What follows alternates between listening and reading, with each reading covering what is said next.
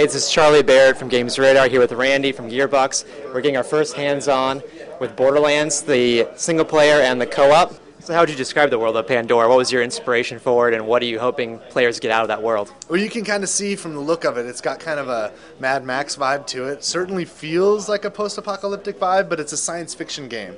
So it's not like this world hasn't been destroyed by a Holocaust or anything like that. This world has been destroyed because of neglect. It's way out there in the outskirts of space. You don't want to go out there unless you got a reason. It's a bad, nasty, dangerous, and lawless place. And that lawlessness also gives it kind of an Old West vibe too, you know?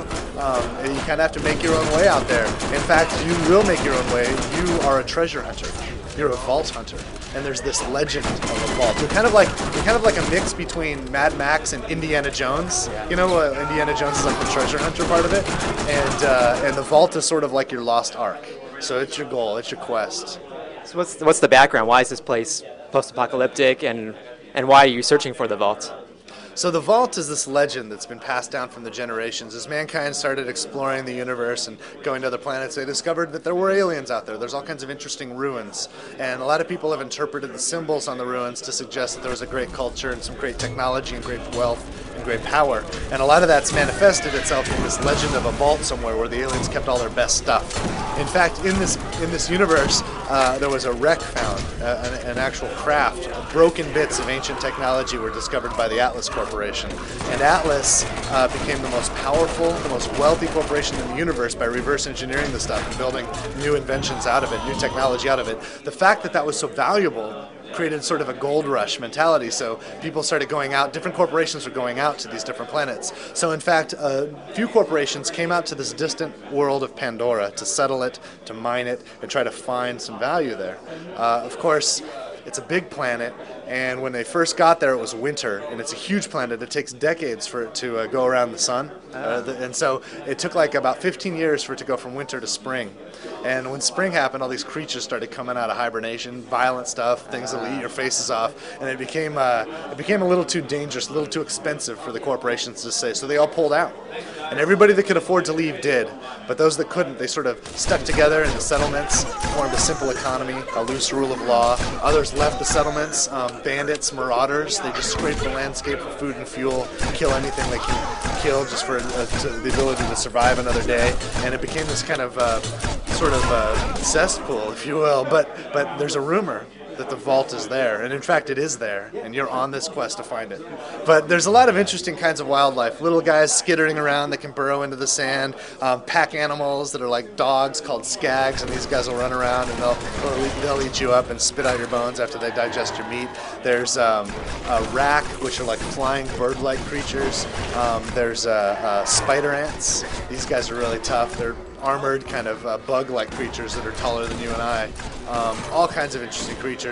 There's a lot more that we haven't shown yet that we want to kind of keep as a surprise. There's actually about 150 varieties on the planet, so there's a lot of creatures to deal with. But there's also humans too, the bandits, the settlers, and the Crimson Lance, which is Atlas Corporation's private army. And when they get wind of the vault, they show up too. They want a piece of it. And what are they about? What are they going to be able to do to the player? Well, they're pretty tough. They're the best equipped private military in the universe. The Crimson Lance are kind of like the stormtroopers of the story, so you're going to have to deal with them.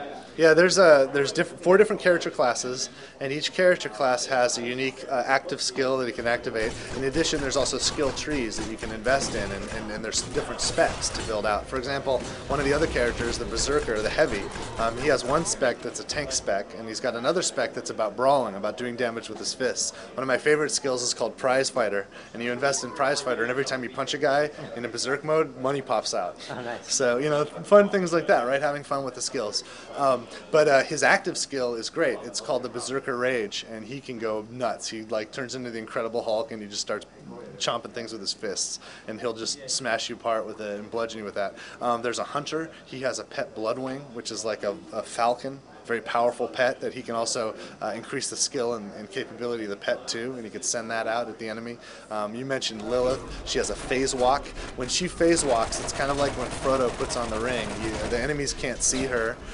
She's almost in this alternate dimension. She can move very quickly, but unlike Frodo, when she goes into it and comes out of it, she can develop that skill to actually blast enemies nearby. So she can actually develop that skill and do some things Frodo never could. And then there's the soldier class, and the soldier class is, he can invest in a medic spec or an infantry spec or a support spec, and his active skill is a turret shield. It's both a shield and a turret. It's a shield with a gun on it, so you can use this to hide behind or to set it up and mow down your enemies, and that thing can be leveled up too, so it's pretty awesome. And how many of those things show up in the single-player game, those kind of special powers or things that you can upgrade? I know you described the shield turret in the single-player. What kind of special things besides just the weapons can you find in the game? So the single-player game and the co-op game, it's the same game. You can be playing the game, and at any time you can invite a friend to join in your game, or at any time you can take your character and you can join someone else's game. And this is really important because this is very rare. There's two things that are rare about that. The first thing that's rare is actually having this game that blends shooting and role-playing, and actually having it support the co-op mode where you can actually play with friends. The second thing that's very rare is your character is persistent. Your character is persistent, so if you take your character and join a friend, he'll level up with you. But in the course of that, whether you're playing alone or playing with friends, there's tons of stuff in the world. Obviously, there's lots of guns. There's also your characters leveling up and developing skills. But there's other equipment too. There's orb shields, there's artifacts, there's grenade modifications, there's class modifications, all kinds of interesting gear that you can get to equip your character to make him more powerful or to specialize him in particular ways.